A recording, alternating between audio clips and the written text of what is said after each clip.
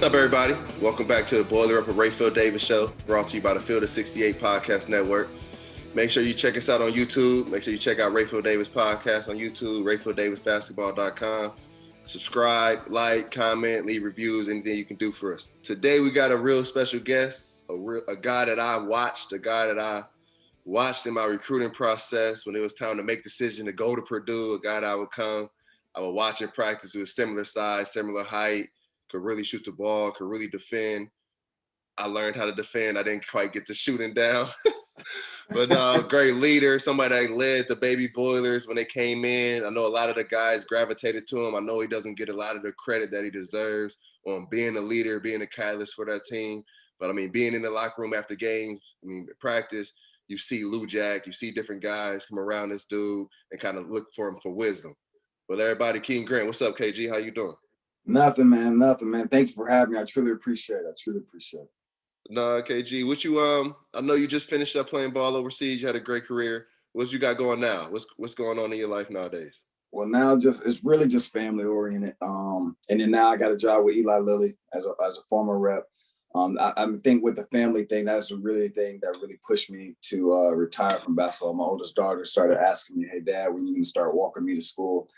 And I said, you hit me with that. So I put my time in, and I made one or two coins playing ball overseas for 10 years, and so it was in my mind, it was time for me to stop being selfish in a way and dragging them around the world and say, you know what, they did it, sacrifice for 10 years, so now I'm going to sacrifice for the rest of my life and dedicate it to them and be at home more. And so it's funny because you think that kids are not paying attention to that, and I'm no joke, once a week my daughter always says, "I'm so happy you're home and you're not going back to Europe." That's and I'm what's like, up, man. I was like, "Oh, you remember? Oh yeah. You used to go all the time and work all the time. I never get to see you, and it's just all on the video. And so now I get to hug and kiss you." I was like, "Okay, baby, you're a lot more knowledgeable than I thought you would be talking about things." So it's wonderful, man. I love it. No, that's dope. And talk about just kind of, I got a few questions. I want to talk about overseas, but I want to talk about just the transition from overseas first, because you played 10 years, you transition back. Talk about just the transition from now. You're not playing ball, but you transition in the corporate world. Is there any similarities between the two? Yeah, yes and no. So the biggest similarity for me will be the mindset, right? So I'm taking a corporate America. I'm not going to let anyone outwork me. That's the biggest thing. And then at the end of the day, it's like, if you're not going to outwork me, so how do I outwork you when it's not physical? So I wake up early in the morning, make sure that I get my work done before time, making sure I'm staying sharp. I mean, that when it comes to the mental aspect. Now, as far as the physical, now I'll be honest with you. So I retired, was this 2020 March? I haven't picked up a ball since. I'm not going to pick up the ball. I'm not going to be one of these guys who has to go play at the rec league. The shoes is hung up. I promise you, I won't pick up another ball.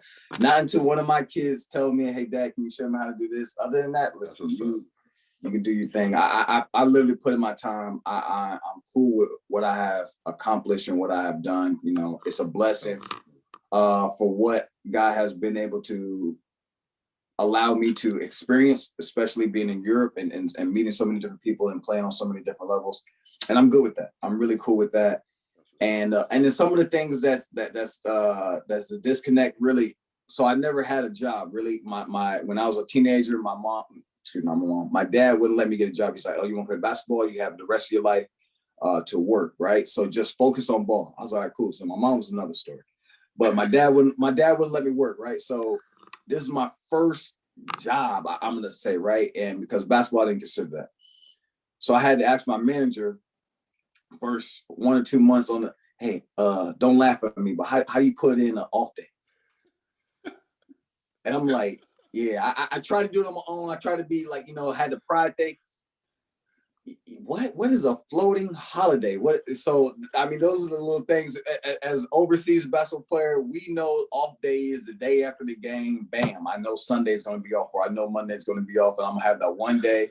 I don't know what is it called? Spring break looked like.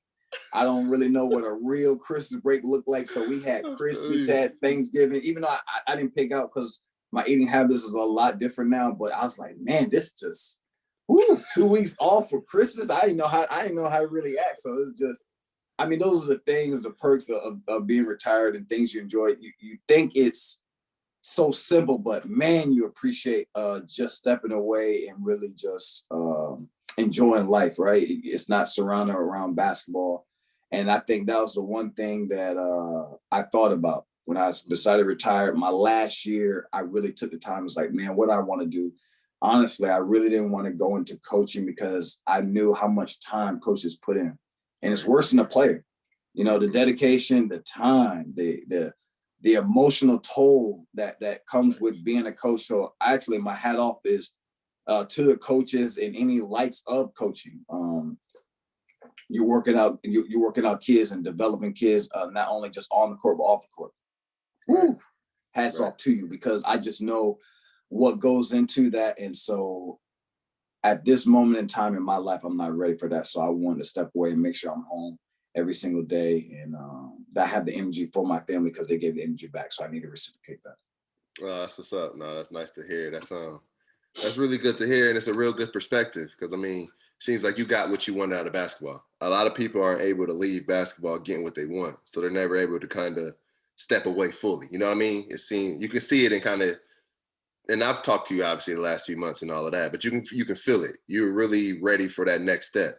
Was that hard for you, or was that kind of, no, it just felt natural? You know, it felt natural. And I knew that it was going to be hard for me because I was with grips that I can let this go. The one thing as an athlete, you can see some guys that I grew up with, or some guys I played against ever since AAU, and I see them on social media, and I know they can't let it go. And it's, my personal opinion is the reason why is because they haven't went out the way they wanted to go out, right? Right.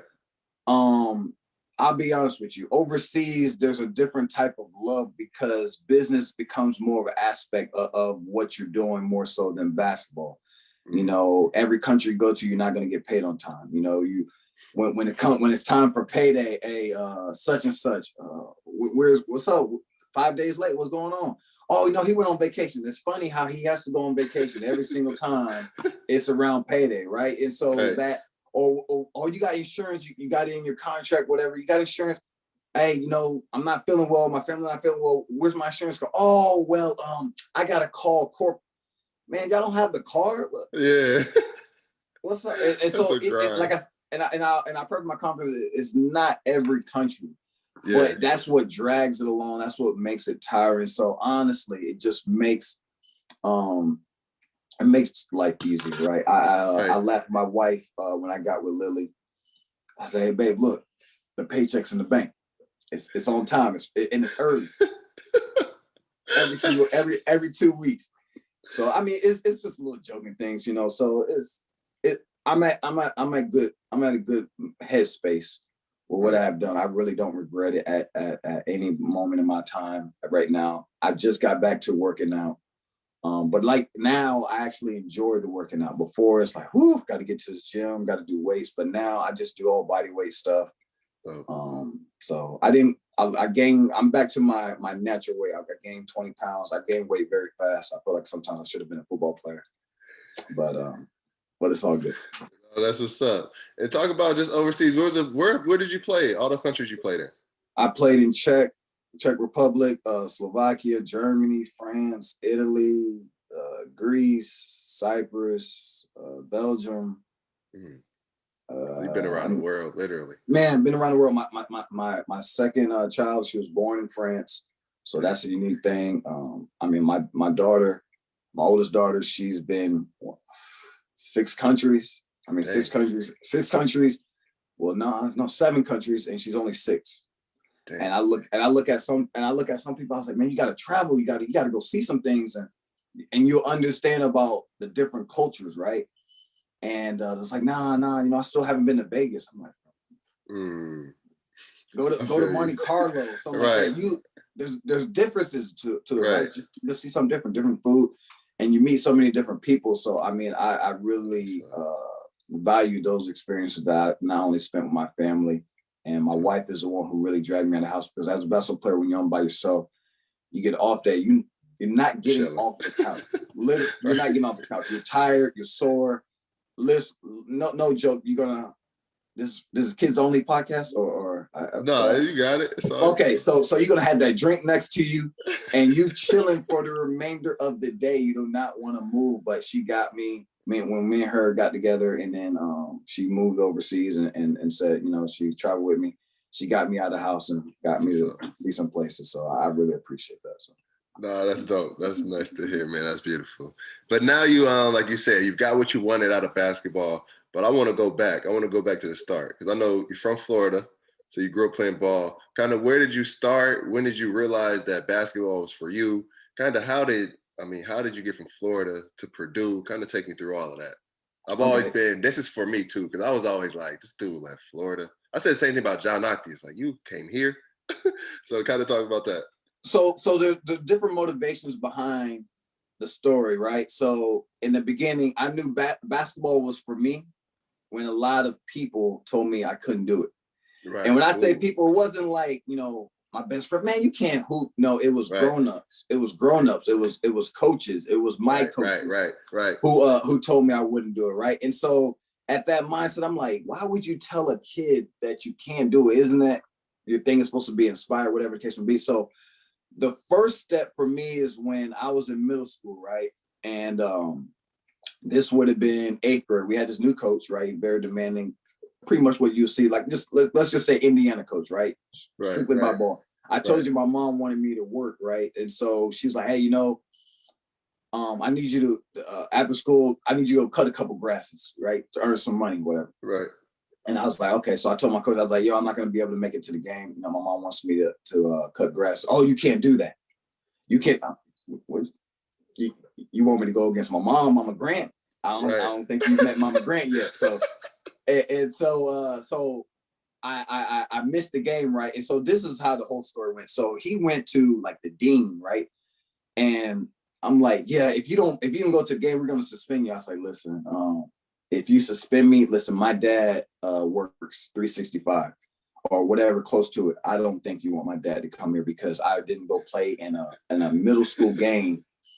Not because I got in trouble in school, but you didn't want me to play a middle school game and you're going to suspend me. I don't think you want my dad. That is crazy. And so the crazy thing about it, as I think about that more and more, I'm like, man, this would have been all over social media if this was 2018. Like this would have been outrageous, right? And so what they did, So what they did is they the cafeteria manager, right? He was the JV coach at the local high school that was from my area that I was zone for.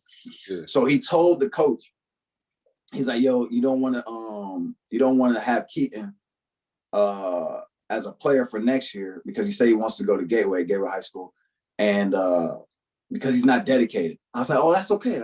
No disrespect, Coach. Coach Taylor, I respect you. I was like, but I didn't plan on trying out for JV anyways. I want to go to varsity. And not the coach, but the dean and the coach started laughing. I said, okay. That is where the motivation literally started. That's hard. That's where the motivation started, right? And so fast forward a couple of years, I made varsity my first year, right? In the school history, that was the first time in school history that happened. And so I did well. I so happened to see that dean at the mall. I'm a kid. I'm 14, 15. Oh, you don't look at me today, huh? Okay, so I kept it moving. I kept it real moving, right? I ain't really nothing disrespectful. I just. Oh, you don't see me over here. Okay. All right, cool. So I kept moving. The next motivation. I'm glad this is not a kids podcast. I'm pretty sure kids, but so I'm a teenager. So I like the girls. Yeah. So then you like when I dunk. Okay. That's where the next motivation. That's real. That's real. So in Florida, right, we don't have access to the gyms, AC, whatever. So I'm way outside. So there's some girls always walking around the neighborhood. What I know how it is looks on social media. So I know right around what time they walk in, shirt off. I got to make sure I get a good lather up, right?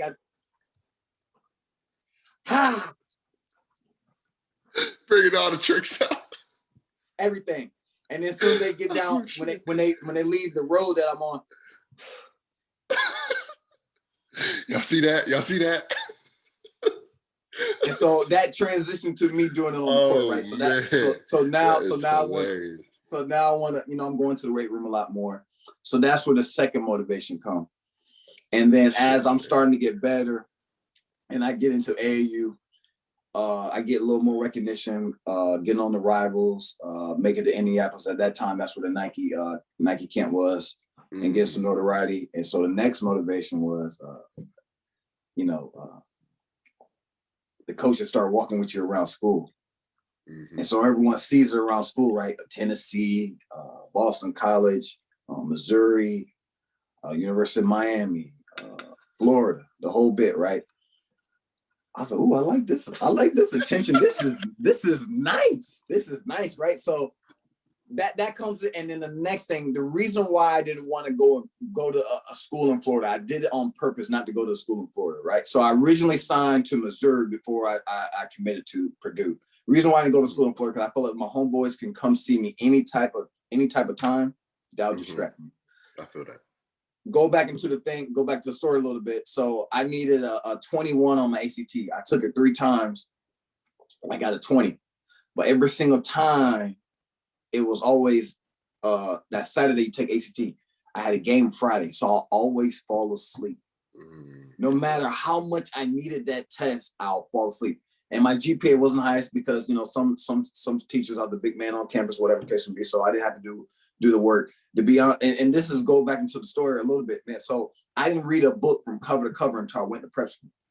Dang. I wasn't stupid. I knew how to read, whatever the case may be. It's just because I became lazy. I became entitled, right? And so in prep school, you only have 9 people in the class, right? So you have to do it. Prep school is what molded me to be a different person, a different man, a better player, and discipline, and at the same time dedication. And so I got my GPA right. I decommitted from Missouri because Quinn Snyder left. Coach Martin comes in, right? And so my coach at prep school was strict by the book, but he was fair. He knew Coach Martin because they coached. He coached Coach Martin. Coach Martin went to the same prep school. Comes in, deep voice. What's up, KG? I like your game. Coach Witt talk real good about you, right? I say, yeah. And so at the end of the day, I had more schools, and I had Washington. I had more schools, more broad, all over the different parts of the country. And so Coach Lejeune was like, "Yo, kid, I want you to go visit Purdue." I was like, "Purdue? You mean the school with the train on it?" He's like, "Yeah." I was like, "That's all I know. I don't know no players. It's where's that, Coach? Purdue? Where Purdue at? Indiana. I was like, "Coach, I got Washington. I'm real close to Coach Romar, Alonzo." I was like, "What's up?" I was like, "I got Boston College. They coming down, and I'm real close with Boston College and Skinner." He's like, "Just do it for a favor. Worst case scenario is all boys school." That's another story. All boys school. He's like, "At least it gets you off campus for some time." I was like, "Oh, you're right." So what happened? I went to go to Purdue before I went to Washington. In my mind, I was going to commit to Washington. In my mind, I was going to commit to Washington. Purdue, right? For sure. I go to Purdue now. I don't know what weekend it is. They had the parties crazy, right? And everyone sold me. I was like, "Ooh, I like Purdue." I commit to Purdue. Washington is hot, right? Boston College was hot because I didn't even. I forfeited the visits, right? And I just committed to Purdue right off. I get to Purdue. I was like, "Oh, where the parties at?" Nah, bro, you just came on a good weekend. You came on Grand Prix. Man, you came on an amazing weekend. That has never happened again. So I was like, "Oh, y'all sold me on a dream."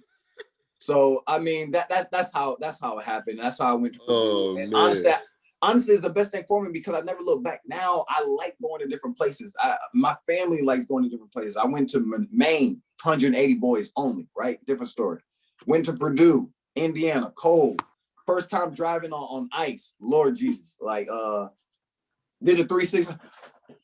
Florida kid ain't supposed to be doing this. Oh man. So it's been a story, man. It's been cool. And then ever since then, after school, 10 years traveling different countries, I love it. I can't. No regrets. That's what's I love that story. And just when you got to Purdue, your time on campus, I mean, you got to Purdue, Paint was young. You kind of came, you played with Carl and Teague and those dudes. I'm gonna talk about coming behind those guys, playing, because they had some down years and you guys had some success. Play with the older guys. How was that? So it was different, right? So for me, it was more like be quiet, watch everyone, see what's going on. Don't speak too much. And not so much speak so when someone told me not to speak too much. Speak too much because I have people in front of me, right? And all I'm trying to do is I'm just trying to get on the court, right? So I got to do everything it takes to actually get on court defense, right? So with that being said, I was already humbled the first day of workouts because first of all, I'm a little jealous at the newer generation, the Robbie Hummels, the Etwans, and a little bit, and then mostly, definitely like your class, right? So because the first workout we doing defensive slides with the med balls, no offense, not some layups, some Micans get warmed up, whatever. Med ball sits, zigzags. First time ever in basketball, I want to say, you know what, I quit.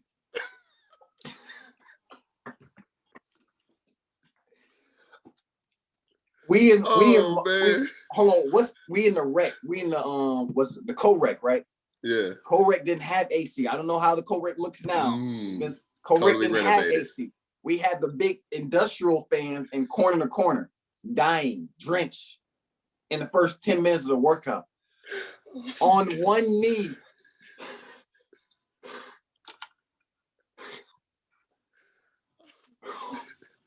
Coach Martin, no, we ain't getting water. We only got 45 minutes. We can't waste time on water. Coach, you need some water. Like we wasn't prepared for this. And keep going, keep pushing. Coach, I quit. This day one, and we haven't even got the conditioning yet, right? So about to pass out, can't see nothing, dizzy, lightheaded. Maybe I shouldn't ate too much for lunch. Lunch been real skimpy after that. Ever since I know how lunch been real skimpy. Now you know what? I'll wait for dinner. So I had to do. So you know that's the different things. But now when I go back and I so a few years later I go see your class. Y'all doing layups for warm-ups? Not closeout drills, no box up. What is going on? And I had made a joke with Paint. I was like, Paint, what's this? It's 4:00. They supposed to be already. What's up? And so none of that. So I mean, but that's evolution, right? In the program. But at the end of the day, that's where we started, right? That's where we started and grinding, and it worked out, paid out. So we had success. My 4 years, my first year, we went to the tournament. Unfortunately, we seen the back-to-back champ of Florida, and then the Big Ten was tough, right? We had Mike Conley, Greg Oden years, then we had Eric Gordon in those years. But it started something. It was a starting point, and then it took off from there. Made the tournament every year, a couple Sweet 16, a couple Big Ten championships. So it's successful. And still with the groundwork I say that you laid then, I mean, you're still affecting it now. Because I mean, guys kind of fit that mode the player mode that you work. You know what I mean? That player that you were on that court is something that Purdue still has today. You look at a guy like Eric Hunter. He's still in that, that still player mode. You think like a Kelsey Barlow, you know what I mean? Different guy, even me, you know what I'm saying? Different guys, long, tall, can play, can guard. Well, I mean, I'm gonna take away the shooting part from me, but I can shoot the rock. I ain't gonna say you can that. Shoot, man. Look, I'm down credited. We don't blame it on those hard 3-hour practices. And that's what I'm gonna say, man. I'm gonna blame it on the defense. I'm gonna take a Lou Jack. I was guarding too hard. Right, exactly right. You got to chase around Lou. Right, straight up. But no, for you to come in and for you to lead how you led, and even when those young guys came in, you were still a young guy, your sophomore, and for you to be able to even be humble enough, be mature enough to know I'm a leader now. I'm not a guy that needs to go out there and get 40. I'm gonna lead this team. We're gonna win the games. Go ahead. No, I'm not gonna cut you off. But at the end of time, the leadership also came as in not being a selfish guy, right? But at the same time, Coach Martin used to say during that first year, do y'all know who's coming down the tunnel next year? I'm like, who coming down the tunnel next year? And so now when they come on a visit, I was like, oh, okay. But so at the end of the day, it's all about team, right? Because one thing you learn at Purdue, if we shine, we all shine, right? It's all part of winning. And that is a very, very hard concept, even for grown-ups to grasp, right? If we all shine as a team, trust me, everyone's gonna get their accolades, everyone's gonna get their light, gonna get their shine. And so at the end of the day, you trying to get better. You ain't trying to be sitting on the bench as success happens. Exactly. Oh, man, I want to be a part of this. That's where the selfishness needs to come in. Yes. I need to make sure I'm working as hard as I can. And I'm doing whatever it takes for me to be the best player I can be to help Purdue win. So that's where that came at. That's real. And I mean, you a piece of that was guarding some really good players. And like you said, you were in the league at a tough time. Who was some of those people you can remember? I mean, seeing the Sky Report and say, all right, I'm ready for this game, or a guy that you just look forward to guarding, or even your toughest matchup? Eric Gordon, you cannot touch him. You cannot touch him. He's the chosen one in the league.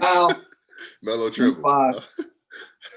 He didn't even go nowhere. He's in a triple threat position now. So Eric Gordon was one.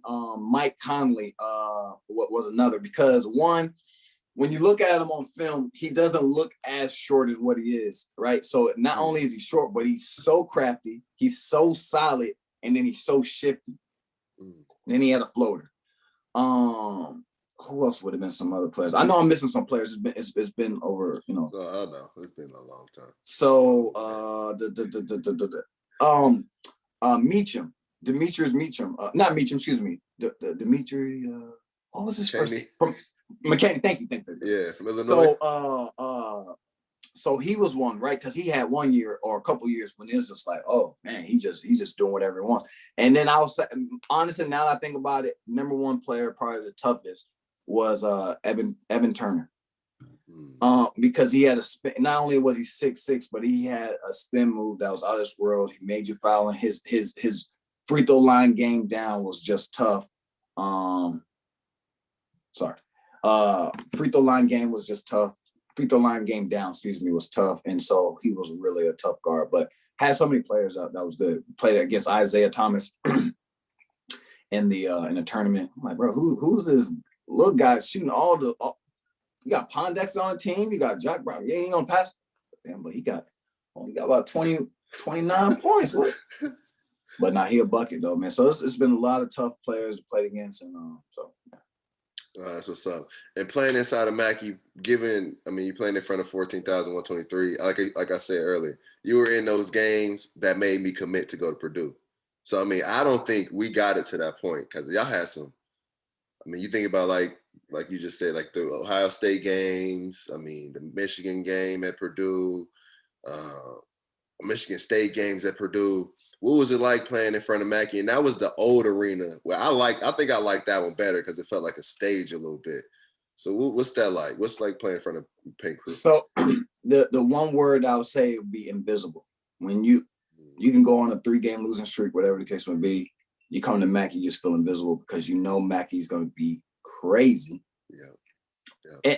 And when I say crazy, it's not like crazy where they like throwing stuff, but it's just going to be rocking. Boy, you feel Mackey today? It was rocking today.